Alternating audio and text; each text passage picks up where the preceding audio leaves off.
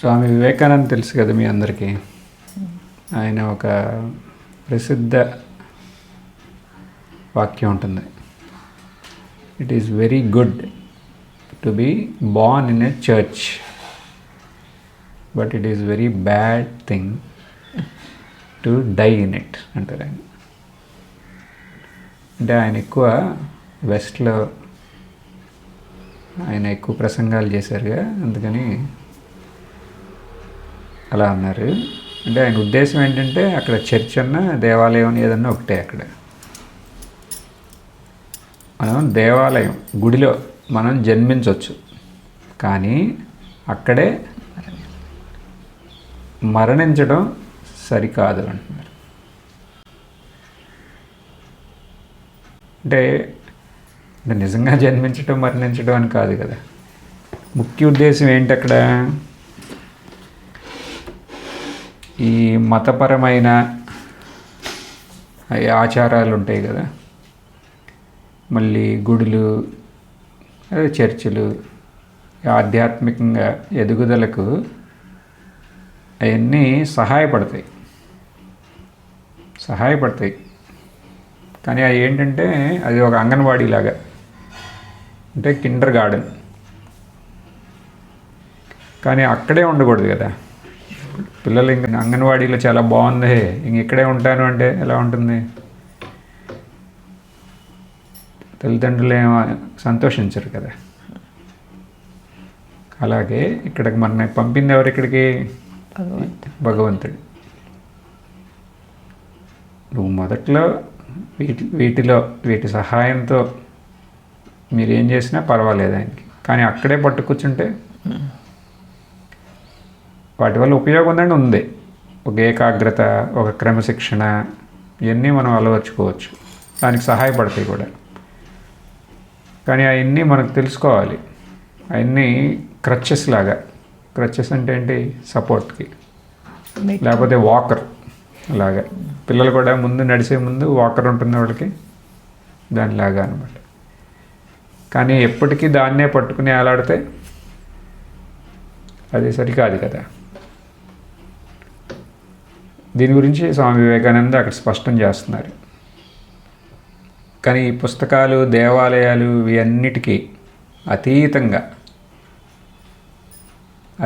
అంటే మనలో ఉన్న ఆ చైతన్యాన్ని మనం దాన్ని అనుభూతి చెందుతారో అప్పుడే అది నిజమైన ఆధ్యాత్మికత, అప్పుడే అసలు ప్రారంభమైంది. అది అటేపు వెళ్తా అంటే అది ప్రారంభమైనట్టు. దాని పూర్ణత ఆ అనుభూతిలోనే ఉంది. కానీ బాహ్యంగా ఇవన్నీ అవసరం లేదంటలా, ఈ చిహ్నాలు ఇవన్నీ. కానీ దాని మీద ఆధారపడి ఉంటే అది సరికాదంట.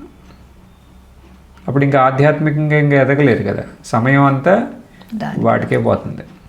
మనకు ఉన్నదే టైం లిమిటెడ్.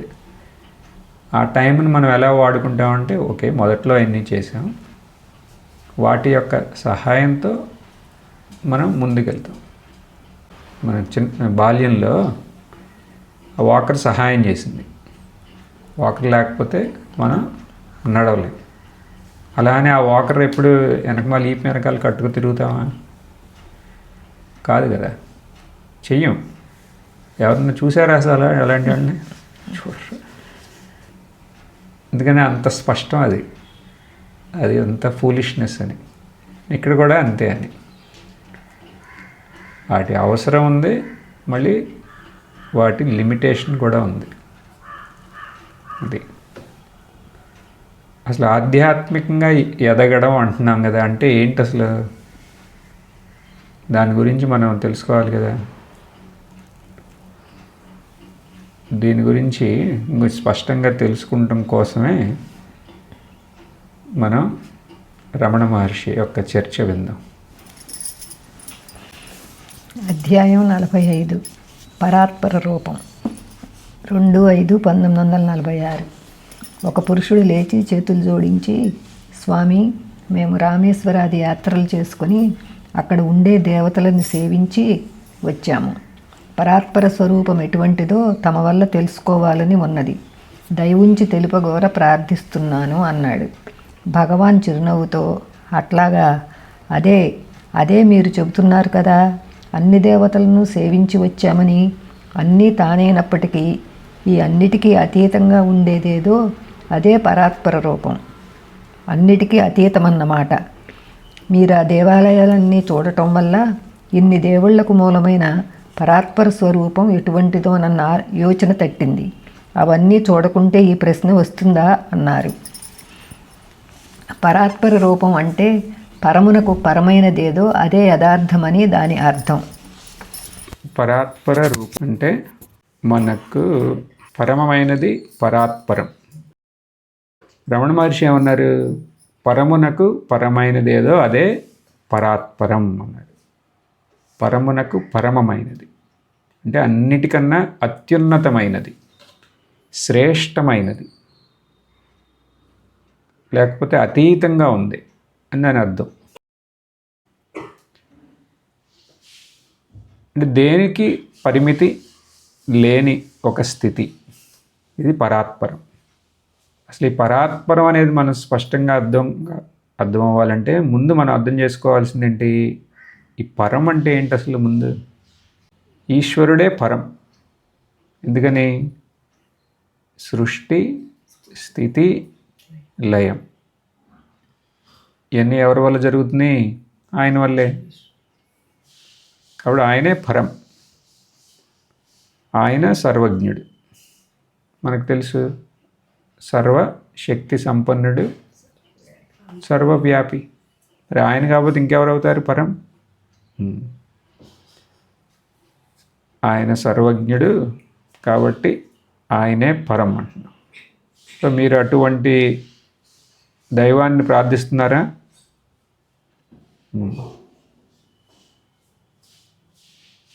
నిజంగా మనం ప్రార్థిస్తున్నామో లేదో మనం తెలుసుకోవాలా లేదా? అవునా? ఇప్పుడు ఒక బాలుడు ఎదుగుదల లేదు, is not reaching his milestones అంటే అప్పుడు మనం ఏం చేస్తాం? We try to find out అసలు ఏంటి ప్రాబ్లం ఎక్కడుంది అని చూస్తాం.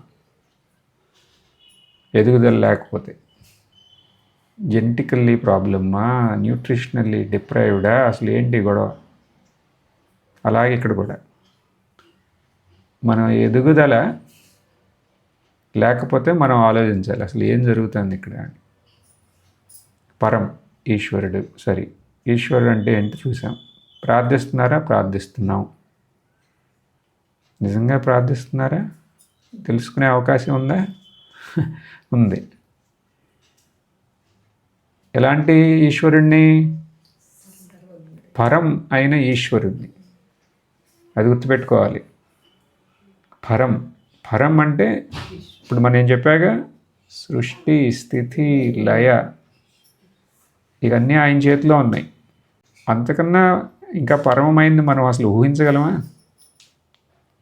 మళ్ళీ అది చాలు. సర్వజ్ఞుడు, సర్వవ్యాపి, సర్వజ్ఞుడు. ఈ ఈశ్వరుణ్ణి మీరు ఒక రూపంలో ప్రార్థిస్తున్నారా?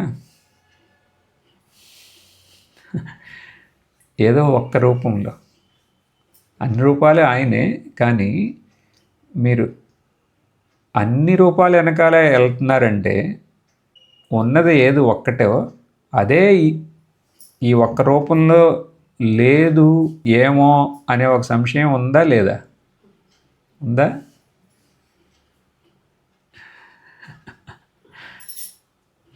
అర్థమైందా? అది ఫస్ట్ది. అది ఎందుకని ఇప్పుడు మనకి ఒక రూపంలో మనకి ఈ దైవాన్ని మనం ప్రార్థించే అవకాశం మనకుంది. అయినా వేరే అన్ని ఎందుకంటే వేరే వాళ్ళు చెప్తారు, ఇదిగో ఆయన వల్ల ఈ జరుగుతాయి, ఈయన వల్ల అవి జరుగుతాయి, ఈయన వల్ల అవి జరుగుతాయి, లేకపోతే మా ఫ్యామిలీ వంశపారపర్యంగా మేము ఇలా కొలుస్తున్నాం, అలా లేకపోతే ఆయనకి కోపం వస్తుంది, ఈయనకి కోపం వస్తుంది. అంటే దాని అర్థం ఏంటి? మనం ఎవరికి ప్రార్థిస్తున్నాం? మన మనసులో మనం సంకల్పించుకున్న ఒక దైవాన్ని మనం ప్రార్థిస్తున్నాం. మనం ఈశ్వరుణ్ణి ప్రార్థించట్లే. మళ్ళీ అక్కడ మనం కోరికలతో ప్రార్థిస్తున్నామా? కోరికలతో. అంటే మనం అక్కడ ఆయన సర్వజ్ఞతని మనం తిరస్కరించాం. మీరు పల దైవ రూపాల్లో ఆయన్ని ఆరాధిస్తే ఆయన యొక్క సర్వవ్యాపిత్వాన్ని కూడా ఆయన కాకుండా రెండోది లేదు. ఇంక అటు ఇటు చూడాల్సిన అవసరం ఉందా? మనకి ఏ రూపంలో నచ్చితే ఆ రూపంలో ఆయన ప్రార్థిస్తే చాలదా అని తెలుస్తుంది కదా. అంతేనా? పూర్తిగా నమ్మితే సర్వశక్తి సంపన్నుడు అనేది కనుక మనలో దృఢంగా మనకి శ్రద్ధ ఉంటే అప్పుడు మన జీవితంలో ఏం జరిగినా మనకి సంతోషమే. ఏం జరిగినా ఇంకా కంప్లైంట్స్ అనేవి లేవు. ఏం జరిగినా ఆయన ఇచ్చే వల్లే జరుగుతుంది. అందుకని ఆయన తలుసుకోకుండా ఏమీ జరగదు. శివ ఆజ్ఞ లేనిదే చేయమైనా కుట్టదు. అంటే మనం ఎలాంటి వాళ్ళం? అప్పుడు తోలు బొమ్మలు లాంటి వాళ్ళు. మనం ఆడించేది ఎవరు? భగవంతుడు. శ్రీరామకృష్ణ ఆయన చెప్పిన ఉదాహరణ. అంటే పూర్ణమైన విశ్వాసం ఉంటే, శ్రద్ధ ఉంటే, నిజమైన భక్తి ఉంటే ఇలా ప్రార్థిస్తూ ఉంటున్నాం. అంతేనా? ఆయన అన్ని చోట్ల ఉన్నారంటే అందరిలో ఉన్నారు కదా.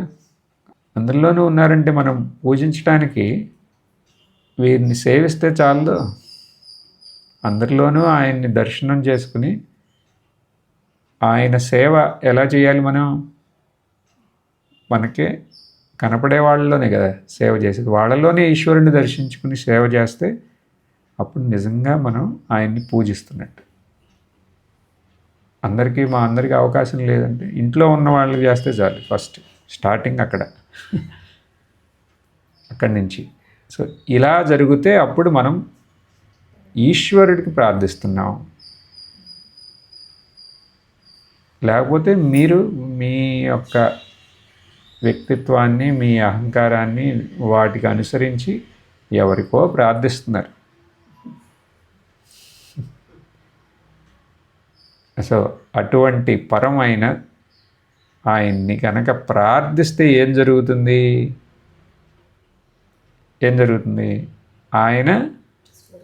ఆయన స్వరూపం ఏపు మనం ఆకర్షితులు అవుతాం.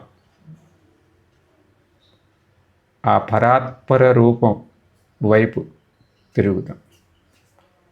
దాంట్లో భాగమే ఈ సత్సంగులు అన్నీ.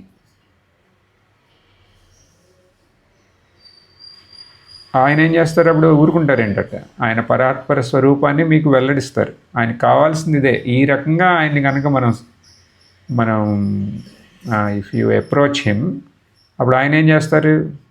ఆయన యొక్క స్వరూపానికి మనకు వెల్లడిస్తారు. మనతో సహా మనం ఈ సమస్త సృష్టి యొక్క స్వరూపాన్ని కూడా, ఆయన స్వరూపం అంటే ఏంటి? ఈ కనపడే ఈ నామరూపం మొత్తం అన్నిటి యొక్క స్వరూపం.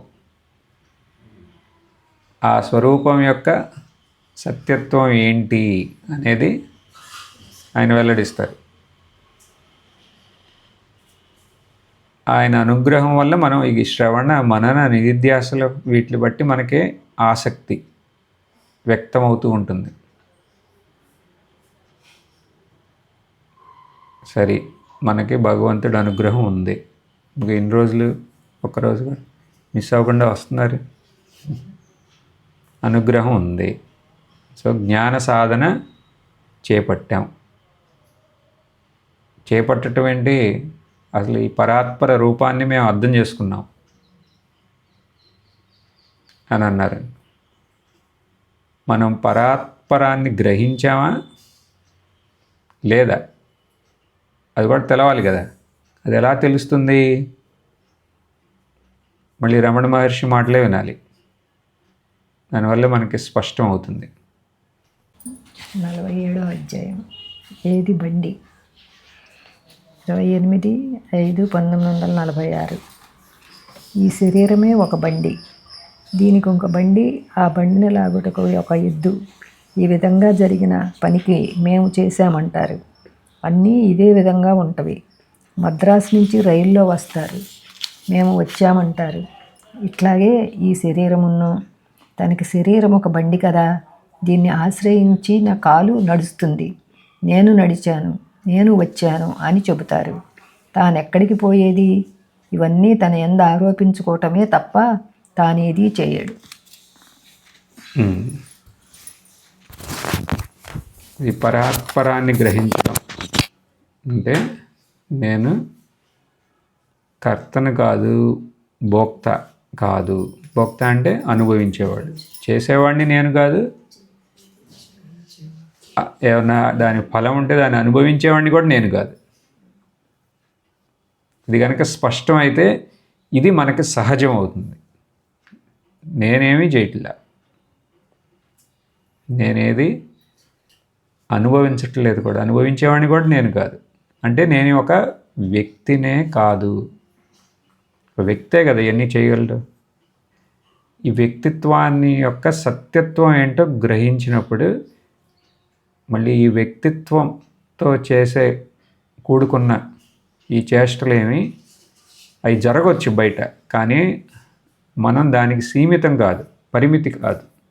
రమణ మహర్షి ఉదాహరణ ద్వారా చెబుతున్నారు. ఒక ఎద్దు బండిలో కూర్చుని ప్రయాణం జరుగుతుంది. అక్కడ సరిగ్గా దాని మొత్తానికి కారణం ఎవరు? ఆ ప్రయాణం సఫలం అవ్వాలంటే ఎద్దు. ప్రాథమికంగా కదులుతున్నది ఎద్దులు మాత్రమే. బండి మళ్ళీ దాంట్లో కూర్చున్న వ్యక్తి ఆ ఎద్దులతో పాటు కదులుతున్నారు, అంతే. ఇది స్పష్టంగా అర్థం అవ్వాలి. ఇదే విధంగా రమణ మహర్షి ఏమంటున్నారు? మనం ఉన్నాం, ఈ శరీరం ఈ బండి లాంటిది, ఇది కూడా ఉంది. కానీ కదిలే ఏంటంటే ఇక్కడ కాళ్ళే కదులుతున్నాయి. ఇక్కడ జరుగుతున్నది అసలు ఏంటి? కాళ్ళ స్థాయిలో దానితో పాటు శరీరానికి కదలిక జరుగుతుంది. కానీ మనం ఏమంటున్నాం? నేను అంటున్నాం, నేను కాదు. అక్కడ మీరు చైతన్యంలా గ్రహిస్తే మీరా చైతన్యం కదలగలదా? కదలదు. చైతన్యంగా మీరు కదలరు, ఆ శరీరం అవన్నీ వెళ్తున్నాయి. ఇప్పుడు మనం ఏం చేసినా ఈ శరీరం చేస్తుంది, కానీ మీరెవరు? మీరు అది కాదు, మీరు ఆ చైతన్యం. ఎందుకు ఎందుకు అలా అవుతుంది? ఎందుకంటే మీరెవరు? అనంతం. మీరు అనంతం, మీ స్వరూపం అనంతం. కాబట్టి మీరెక్కడ కదులుతారు? మీరేం చేయట్లేదు. ఇది సహజం అవుతుంది అంటున్నాం. ఈ పరాత్పర తత్వాన్ని గనక స్పష్టంగా గ్రహిస్తే. అష్టావక్ర గీతలో దీని గురించి స్పష్టంగా ఉంటుంది. ధర్మౌ సుఖం దుఃఖం మానసానిన తే విభో న కర్తాంసి న భోక్తాంసి ముక్త ఏవాసి సర్వదా. ధర్మం, ఈ ధర్మ అధర్మాలు, ఈ సుఖ దుఃఖాలు ఇవన్నీ నాకు చెందవంటున్నారు. దేనికి చెందుతాయి? మనస్సుకి. మరి మీరెవరో? విభో అంటున్నారు. విభో అంటే సర్వవ్యాపి, విభు. కాబట్టి నా కర్తాంసి నా భోక్తాంసి, నేనేమి చేయట్లేదు, నేనేమి అనుభవించట్లేదు, నేను ఎప్పుడు ముక్తుడుగానే ఉన్నాను. ఈ పరాత్పర స్వరూపం గ్రహించడం అంటే ఇది. మరి ఇంతకు ముందు నేను బద్ధుడిగా ఉన్నాను కదా, అసలు ఎలా ఉన్నాను అసలు బద్ధుడిగా అప్పటి వరకు అనేది ఫస్ట్. నిజంగా ఉన్నామా? లేవు. అట్టా భ్రమపడ్డాం. అది స్పష్టమైతే అప్పుడు మనం ఇది గ్రహించినట్టు. అనంతమైన ఆ ఎరుక ఉనికి, మనం ఇన్ని రోజులు దాని గురించే మాట్లాడుతున్నాం కదా, అది గ్రహించడానికి మనకి ఈశ్వరుడు సహాయం. కానీ ఒక్కసారి గ్రహించామంటే అసలు ఏంటి అనేది గ్రహిస్తే అప్పుడు మళ్ళీ ఇంకా అటు వెళ్ళం కదా. ఎందుకని ఆయన యొక్క స్వరూపాన్నే మనం గ్రహిస్తున్నాం అక్కడ. అప్పుడు మన అనుభవం ఎలా ఉంటుంది? ఒక సినిమాలో తెర ఉంటుంది, ఆ తెరలాగా మనం విభు, ఇది అనంతమైన తెర అనుకుందాం. దానికి ఆధారంగా అన్నీ జరుగుతున్నాయి, అన్ని పనులు జరుగుతున్నాయి. ఇప్పుడు ఈ సత్సంగం జరుగుతుంది, కానీ నిజమైన కర్తనే నేను కాదు, అనుభవించే ఆ భోక్తను కూడా నేను కాదు. ప్రతిదీ అలా జరగడానికి ఆ విభువుగా ఉన్న మనం అనుమతిస్తున్నాం అంతే. స్పష్టమా? కొంచెంసేపు ధ్యానం చేద్దాం.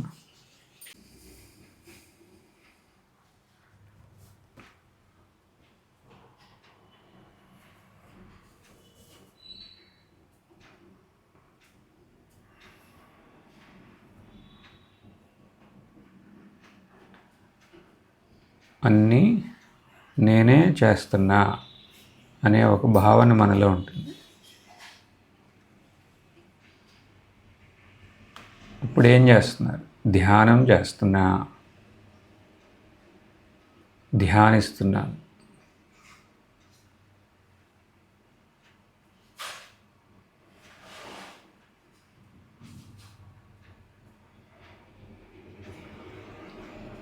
ఈ ధ్యానం ఎవరు చేస్తున్నారు?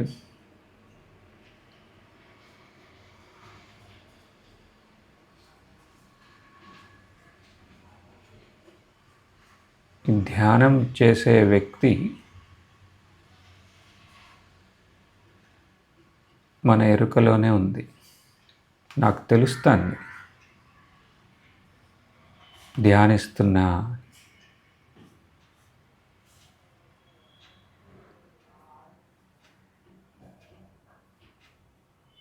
బయట శబ్దాలు నాకు తెలుస్తున్నాయి.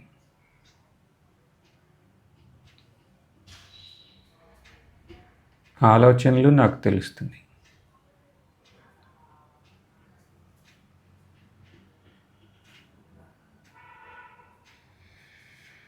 నిశ్శబ్దత నాకు తెలుస్తుంది.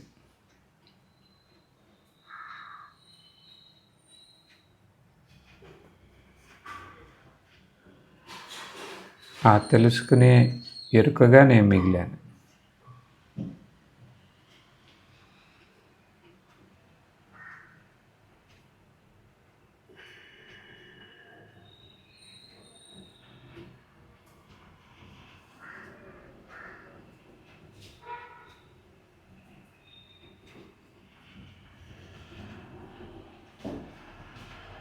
ఈ అనంతమైన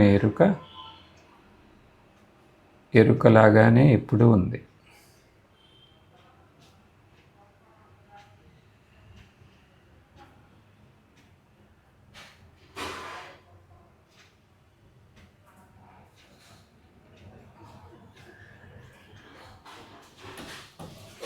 అదే శబ్ద స్పర్శ రూప రసగంధాల్లాగా మనకి ప్రతీతి అవుతుంది.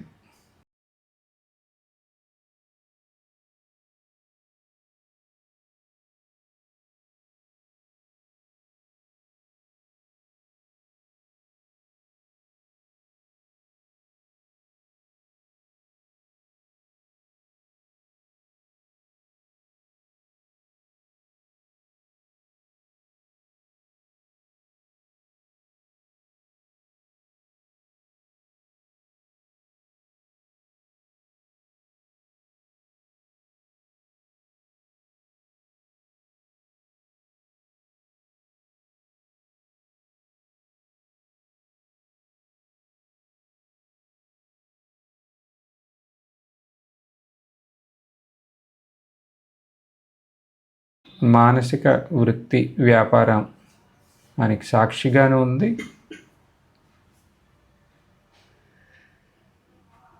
కళ్ళు తెరిస్తే మనకు కనపడే ఈ ప్రపంచం అంతా దానిలోనే జరుగుతుంది. అన్నిటికీ సాక్షిగా ఉంది.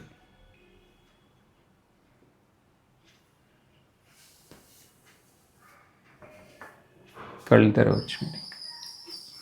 ఈ రకంగా మనం ధ్యానం రోజు ఎందుకు చేస్తున్నామంటే, తర్వాత మీరు ఈ రకంగా మీరు ఎక్కడున్నారో అక్కడ దాన్ని మీరు ప్రాక్టీస్ చేయొచ్చు. ఇక్కడ మనం చేసేటప్పుడు అక్కడ మనం శాంతంగా ఉన్నామంటే తర్వాత ఎమ్మటెమ్మటే అలా మనం చేయవసరంలే. ఇది ఊరినే ఒక సూచనలాగా మనం శాంతంగా ఉండి ఆ శాంతిని తెలుసుకుంటున్న ఆ ఎరుకలాగా ఉన్నాము అంటే అలా శాంతంగా ఉండటమే. మనకి ఎంత సమయం వీలైతే అంత. తర్వాత ఇప్పుడు మనం అక్కడ ఎలా ఉన్నాం, ఆ శాంతికి సాక్షిగా ఉన్నాం. తర్వాత మనం కళ్ళు తెరిచినప్పుడు కూడా ఈ కనపడే ఈ నామరూపాలన్నిటికీ సాక్షిగా ఉంటాం.